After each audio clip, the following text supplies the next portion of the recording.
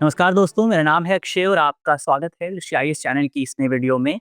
हाल ही में ब्राज़ील में जी20 सम्मेलन का आयोजन होने वाला है, जिसमें हिस्सा लेने के लिए दुनिया भर के जो तमाम प्रतिनिधि हैं, वो ब्राज़ील पहुंच रहे हैं। भारतीय प्रधानमंत्री नरेंद्र मोदी भी इस पूरे समिट में हिस्सा लेंगे।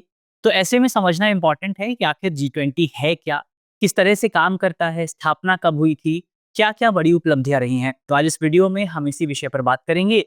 साथ ही ये भी जानेंगे कि 2024 में ब्राजील में जो समिट होने वाला है, समिट का एजेंडा क्या होगा, क्या और किन चीज़ों पर यहाँ पर डिस्कशन आपको देखने को मिल सकता है। तो चलिए इसी नोट के साथ वीडियो की शुरुआत करते हैं और सबसे पहले यहाँ पर वीडियो की रूपरेखा को समझ लिया जाए। तो सबसे पहले यहाँ पर हम खबर पे बात करेंगे, खबर के बाद जी20 क्या है उस पर थोड़ा-सा डिस्कशन करेंगे और इसका बैकग्राउंड क्या रहा है उसको भी समझेंगे। फिर जी20 किस तरह से काम करता है, काम क्या है जी20 का उस पर भी बात करेंगे। जी20 का ब्राज़ील एजेंडा क्या है? ब्राज़ील में जो डिस्कशन होने वाला है, जो बैठक होने वाली है, उसमें किन चीज़ों पर डिस्कशन होगा? इसके अलावा जी20 की अब तक की प्रमुख उपलब्धियाँ क्या रही हैं, उन पर भी बात करेंगे। और अंत में एक सवाल पर भी चर्चा होगी, जिस सवाल का जवाब आपको कमेंट बॉक्स में देना है। इसके अलावा ये जो पूरा टॉपिक है जीएस पेपर 2 से जुड़ा हुआ है और आप इसे इंटरनेशनल रिलेशंस के सेगमेंट से जोड़ करके देख सकते हैं। तो ये बेसिकली यहाँ पर आज की हमारी खबर हुई। इसके अलावा आपके लिए एक इम्पोर्टेंट सूचना ये है कि अगर आप यूपीएससी एग्जाम की तैयारी कर रहे हैं, तो आपकी तैयारी को बेहतर बनाने के लिए हमारे 2 सेंटर्स पर जो है बैचेस की शुरुआत होने वाली है यूपीएससी के फाउंडेशन बैच की। एक सेंटर है लखनऊ का सेंटर और एक है जयपुर का सेंटर। तो अगर आप इनमें से किसी भी सेंटर के आस-पास रहते हैं, तो आप इन कोर्सेज़ के बारे में जानकारी प्राप्त कर सकते हैं। आप सेंटर को विज़िट कर सकते हैं। अगर आप ऑनलाइन जानकारी लेना चाहते हैं, तो आप नंबर्स पर भी कॉल कर सकते हैं। नंबर आप नोट कर लीजिए 87501 87501। इस नंबर पर जो है आप कॉल करके और ज़्यादा जानकारी प्राप्त कर सकते हैं। तो चलिए अब आगे बढ़ा जाए। सबसे पहले यहाँ पर जो है हम थोड़ा-सा खबर पे डिस्कशन कर लेते हैं। खबर क्या है? खबर यही है कि दुनिया भर के जो तमाम नेता हैं वो ब्राज़ील में रियो डी जेनेरियो में 19th जी20 शिखर सम्मेलन में हिस्सा लेने के लिए एकत्र हो रहे हैं। ये आपका टोटल 2 दिवसीय सम्मेलन होने वाला है और इस सम्मेलन के दौरान अंतर्राष्ट्रीय अर्थव्यवस्था, अंतर्राष्ट्रीय आर्थिक और जो वित्तीय सहयोग है उसको लेकर के प्रमुख डिस्कशन आपको देखने को मिल सकता है। और ये जो 2 अगर आप सेक्टर्स की बात करें, इकोनॉमिक कोऑपरेशन और फाइनेंशियल कोऑपरेशन, अगर आप पिछले कुछ समय में देखें तो अंतर्राष्ट्रीय स्तर पर आपको बहुत ज़्यादा प्रोटेक्शनिज्म की पॉलिसी देखने को मिलेगी, खासतौर पर डोनाल्ड ट्रंप के चुनाव जीतने के बाद से। तो अभी जो प्रोटेक्शनिस्ट पॉलिसी है, इस पॉलिसी से निपटने के लिए जो एक इम्पोर्टेंट टूल हो सकता है, वो है इकोनॉमिक कोलैबोरेशन। तो इकोनॉमिक कोलैबोरेशन को इसी वजह से काफ़ी ज़्यादा इम्पोर्टेंट जो है यहाँ पर माना जा रहा है। ये 2 पिलर्स जो हैं, ये आपके इंटरनेशनल कोऑपरेशन में इम्पोर्टेंट रोल प्ले कर सकते हैं। तो ये सबसे पहले यहाँ पर हमने खबर की बात की। अब इस पर और डिटेल से बात करने से पहले कि 2024 के समिट का क्या एजेंडा होने वाला है, एक बार हम ये भी समझ लेते हैं कि बेसिकली यहाँ पर आपका जी20 क्या है। तो जी20 अगर आप देखें तो आप नाम से ही समझ सकते हैं, जी20 को ग्रुप ऑफ 20s भी कहा जाता है। ये क्या है? दुनिया की जो 20 सबसे बड़ी अर्थव्यवस्थाएँ हैं, उन अर्थव्यवस्थाओं का एक समूह है जी20। और ये बेसिकली आपका अंतर्राष्ट्रीय आर्थिक और वित्तीय सहयोग पर जोर देता है। इकोनॉमिक कोऑपरेशन पर यहाँ पर बहुत ज़्यादा जोर दिया जाता है। अगर मेंबर्स की बात करें तो टोटल इसमें आपको 19 कंट्रीज़ मेंबर देखने को मिलती हैं और एक आपका यूरोपियन यूनियन भी इसमें मेंबर है। इसके अलावा अगर आपको याद हो तो 2023 में आपका अफ्रीकन यूनियन को भी इसमें मेंबर के तौर पर जो है आपका शामिल किया गया था। तो ये बेसिकली आपका पूरा इसका स्ट्रक्चर हो जाता है। सबसे पहले आपके 19 देश हैं, यूरोपियन यूनियन है और अफ्रीकन यूनियन को 2023 में सबसे अंत में शामिल किया गया था। अगर जी20 के रिप्रेजेंटेशन की बात करें तो जी20 जो है वो बेसिकली दुनिया की 65% आबादी को रिप्रेजेंट करता है। इसके अलावा वैश्विक व्यापार में इसकी जो हिस्सेदारी है वो 79% के आसपास है। और अगर आप टोटल जीडीपी की बात करें तो टोटल जो आपकी ग्लोबल जीडीपी है उसमें जो आपका जी20 है उसकी हिस्सेदारी है 85% के आसपास। और यही जो आंकड़े हैं, ये आंकड़े जी20 को दुनिया भर में इतना ज़्यादा इम्पोर्टेंट और इतना ज़्यादा प्रचलित बना देते हैं। यही वजह है बेसिकली आप देखें तो 65% आबादी तो केवल इन देशों में रहती है, जी20 देशों में रहती है और इसी वजह से जी20 ग्रुप को इतना ज़्यादा इम्पोर्टेंट माना जाता है। अगर इसकी उत्पत्ति की बात करें, इसका ओरिजिन कहाँ से होता है, तो बेसिकली आपको याद होगा 1997 में आपको एक एशियन फाइनेंशियल क्राइसिस देखने को मिली थी, भारत पर भी उसका प्रभाव आया था। उसकी प्रतिक्रिया के तौर पर 1999 में जी20 का गठन किया गया था और यही वजह है क्योंकि इसका गठन जो है वो एक फाइनेंशियल क्राइसिस के कॉन्टेक्स्ट में किया गया था। तो आप देखेंगे कि G20 की जो तमाम बैठकें होती हैं, उसमें फाइनेंस और इकोनॉमिक्स पर बहुत ज़्यादा ज़ोर दिया जाता है। तो फाइनेंस और इकोनॉमिक के लिहाज से G20 जो है वो आपका बहुत इम्पोर्टेंट है। इसके बाद 2008 में आपको एक फाइनेंशियल क्राइसिस देखने को मिलती है और इसी 2008 की फाइनेंशियल क्राइसिस के बाद जो है दुनिया के जो तमाम नेता थे, उन्होंने इस बैठक को और ज़्यादा अपग्रेड कर दिया और उसी के बाद से बेसिकली जो है जो राष्ट्रीय अध्यक्ष हैं, उनकी बैठक आपको लगातार देखने को मिलती है, जो कि अलग-अलग राष्ट्रीय मुद्दों पर चर्चा करते हैं। तो ये ओवरऑल बेसिकली आपका G20 क्या है, उसको लेकर के हमने बात की। अब एक बात G20 कार्य किस तरह से करता है, उस पर भी हम बात कर लेते हैं। तो अगर आप G20 के स्ट्रक्चर से रूबरू हैं, तो आपको पता होगा कि G20 का कोई भी परमानेंट रिप्रेजेंटेटिव मौजूद नहीं है, ना ही इसका कोई परमानेंट मुख्यालय मौजूद है। तो G20 और ना ही इसका कोई चार्टर मौजूद है। तो G20 में बेसिकली आपको कोई रिप्रेजेंटेटिव नहीं मिलेगा। इसकी जो अध्यक्षता है वो हर साल रोटेट होती रहती है। हर साल अलग-अलग देशों के पास जो है G20 की अध्यक्षता जाती रहती है। जैसे एग्जांपल के तौर पर अगर आप देखें तो 2022 में इंडोनेशिया के पास अध्यक्षता मौजूद थी। 2023 में भारत के पास अध्यक्षता थी। 2024 में ब्राजील के पास अध्यक्षता है और 2025 में दक्षिण अफ्रीका के पास जो है अध्यक्षता होने वाली है। और जो भी देश अध्यक्ष होता है, वही देश इसके समिट का आयोजन भी करता है और एजेंडा भी डिसाइड करता है कि समिट में हम जो है कौन-कौन से टॉपिक डिस्कस करने वाले हैं।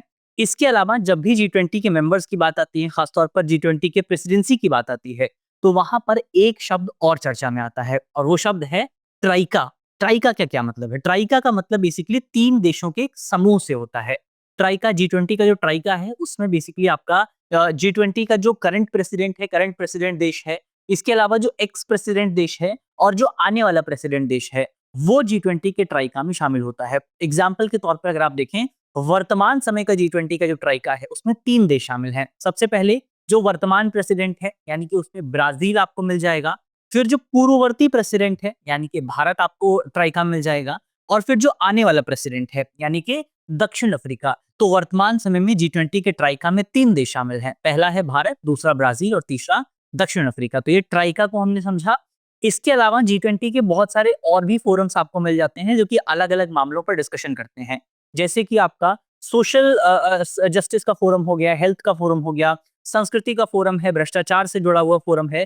तो ये जो है बेसिकली आपका अलग-अलग टॉपिक्स पर डिस्कशन करते हैं। तो जैसे अगर मान लीजिए स्वास्थ्य पर कोई फोरम जो है डिस्कशन कर रहा है, तो भारत के जो स्वास्थ्य मंत्री हैं, वो वहां पर भारत को रिप्रेजेंट करते हैं। अलग-अलग मामलों में संस्कृति का अगर कोई डिस्कशन हो रहा है, तो हमारे जो कल्चर मिनिस्टर हैं वो रिप्रेजेंट करते हैं। तो ये ओवरऑल इस तरह से आपका बेसिकली G20 जो है काम करता है। अब G20 में जो ब्राजील में बैठक हो रही है, उस बैठक का क्या एजेंडा होने वाला है, उसको लेकर के अगर हम डिस्कशन करें, तो सबसे पहले जो प्राथमिकताएं हैं जो ब्राजील की ओर से डिसाइड की गई हैं, उसमें आपका भूख, गरीबी और असमानता से लड़ना है। बेसिकली ओवरऑल जो हमारी बुनियादी समस्याएं हैं, जैसे भूख की समस्या हो गई, गरीबी की समस्या हो गई, इनइक्वालिटी की समस्या है, इन समस्याओं से निपटा यहाँ पर सबसे पहले जाएगा। फिर आपका जो सस्टेनेबल डेवलपमेंट है, उस पर जोर दिया जाएगा और जो ग्लोबल गवर्नेंस है, उसमें सुधार पर जोर दिया जाएगा। दरअसल अगर आप G20 की बात करते हैं, तो G20 कहीं न कहीं ग्लोबल साउथ को बहुत बड़े लेवल पर रिप्रेजेंट करता है। इसमें आपको भारत भी मिल जाएगा, इसमें आपको ब्राज़ील भी मिल जाएगा, दक्षिण अफ्रीका भी मौजूद है, अफ्रीकन यूनियन को भी यहाँ पर शामिल कर लिया गया है। तो ग्लोबल साउथ का रिप्रेजेंटेशन आपको G20 में देखने को मिल जाता है। और यही वजह है कि G20 में जब भी आप देखेंगे, तो वहाँ पर ग्लोबल गवर्नेंस और सस्टेनेबल डेवलपमेंट और इस तरह की जो समस्याएँ हैं, इन पर बहुत ज़्यादा ज़ोर दिया जाता है। खास तौर पर अगर आप ग्लोबल गवर्नेंस में सुधार की बात करें, इन पर बहुत ज़्यादा ज़ोर आपको देखने को मिलता है। तो ये कुछ मेन पॉइंट हुए 2024 के एजेंडा के लिए। इसके अलावा इसमें वार्ता में नागरिक समाज का प्रतिनिधित्व करने के लिए G20 सोशल फोरम का भी गठन किया गया है, जिसमें सिविल सोसाइटी के लोगों को जो है G20 बैठक में हिस्सा लेने के लिए आमंत्रित किया जाएगा। इसके अलावा इस बैठक में अमेरिका के राष्ट्रपति जो बाइडेन, चीन के राष्ट्रपति शी जिनपिंग, भारत के प्रधानमंत्री नरेंद्र मोदी, ये जो तमाम प्रतिनिधि हैं वो इसमें हिस्सा ले रहे हैं। लेकिन इंपॉर्टेंट पॉइंट ये है कि रूस के राष्ट्रपति इस पूरी बैठक में हिस्सा नहीं ले रहे हैं, बल्कि रूस के जो विदेश मंत्री हैं, जिनका नाम है सर्गेई लवरोस, ये बेसिकली यहाँ पर रूस का रिप्रेजेंटेशन करने वाले हैं। अब यहाँ पर ये तो हमने G20 एजेंडे की बात कर ली। अब G20 की उपलब्धियां क्या रही हैं, एक बार उनको भी देख लिया जाए। तो सबसे पहले अगर आप देखें, तो सबसे जो शुरुआत हुई थी वो 1997 की फाइनेंशियल क्राइसिस में हुई थी और जो इम्पोर्टेंट रोल G20 ने प्ले किया वो 2008 की फाइनेंशियल क्राइसिस में था। तो 2008 की जो फाइनेंशियल क्राइसिस थी, उसमें G20 ने जो आपके ग्लोबल रिफॉर्म्स हो रहे थे, उन ग्लोबल रिफॉर्म्स का नेतृत्व किया था, उनको आगे बढ़ाने का प्रयास किया था। और इसके साथ-साथ जो बैंकिंग सुधार आपको देखने को मिले थे, वो भी G20 से ही शुरू किए गए थे। तो अर्थव्यवस्थाओं को स्थिरता प्रदान करने के लिए $4 ट्रिलियन का निवेश जो है, वो आपको G20 की तरफ से देखने को मिला था और इसी वजह से G20 को इकोनॉमिक सेक्टर में, फाइनेंशियल सेक्टर में इतना ज़्यादा इम्पोर्टेंट माना जाता है। फिर कार्यबल समानता को लेकर भी G20 ने काफ़ी ज़्यादा काम किया है। 2014 में जो बैठक हुई थी 2014 की बैठक लिस्बन में हुई थी, तो वहाँ पर ये डिसाइड किया गया था कि हम 2025 तक कार्यबल में लिंग अंतर को 25% तक कम करने का प्रयास करेंगे। फिर कोविड-19 के दौरान भी आपको काफ़ी ज़्यादा सक्रियता जो है वो G20 में देखने को मिली थी। कोविड-19 के दौरान वैश्विक अर्थव्यवस्थाओं और आपूर्ति श्रृंखला को काफ़ी ज़्यादा समर्थन आपका G20 की ओर से दिया गया था। इसके अलावा WHO यानी वर्ल्ड हेल्थ ऑर्गेनाइजेशन और IMF को भी G20 ने सहायता प्रदान की थी कोविड-19 के दौरान। इसके अलावा जलवायु परिवर्तन जैसी जो चुनौतियाँ हैं, इनको कम करने के लिए भी पहल की शुरुआत की गई है G20 के तहत और बुनियादी ढांचे और व्यापार को बढ़ावा देने के लिए, मार्केट को इंटीग्रेट करने के लिए भी बेसिकली यहाँ पर आपका G20 काफ़ी ज़्यादा काम करता रहा है। तो ये ओवरऑल कुछ बड़ी उपलब्धियाँ हुई जो कि G20 के मामले में आपको देखने को मिल जाती हैं। चलिए अंत में अब आपके लिए एक सवाल मौजूद है, जिस सवाल का जवाब जो है वो आपको कमेंट बॉक्स में देना है और उम्मीद है कि इस वीडियो में हमने जितने पॉइंट्स डिस्कस किए हैं वो आपको समझ में आए होंगे। तो सबसे पहले यहाँ पर सवाल अगर आप देखें, सवाल में आपसे पूछा गया है कि निम्नलिखित में से किसे हाल ही में G20 में शामिल किया गया है? हमारे ऑप्शन हैं, ऑप्शन ए यूरोपीय संघ, ऑप्शन बी अफ्रीकी संघ, ऑप्शन सी रूस या फिर ऑप्शन डी ब्राजील। तो इसका सही जवाब क्या होगा वो आपको जल्दी से कमेंट बॉक्स में बताना है और मुझे उम्मीद है कि इस वीडियो में हमने जितने भी इंपॉर्टेंट पॉइंट डिस्कस किए हैं वो आपको समझ में आए होंगे। वीडियो अगर अच्छी लगी है तो वीडियो को लाइक कीजिएगा, शेयर कीजिएगा अपने दोस्तों के साथ, अपने परिवारजनों के साथ, अपने साथियों के साथ और अगर आप चैनल पर नए हैं तो चैनल को सब्सक्राइब करना बिल्कुल मत भूलिएगा। इसके अलावा अगर आप इस वीडियो की पीडीएफ चाहते हैं तो पीडीएफ का जो लिंक है, पीडीएफ जो है वो आपको टेलीग्राम ग्रुप पर मिल जाएगी और टेलीग्राम ग्रुप का जो लिंक है वो आपको वीडियो के डिस्क्रिप्शन में मिलेगा। तो ग्रुप को ज्वाइन करना बिल्कुल मत भूलिएगा। मिलते हैं आपसे अगले वीडियो में, तब तक के लिए अपना ख्याल रखिए, ध्यान रखिए, पढ़ते रहिए। धन्यवाद।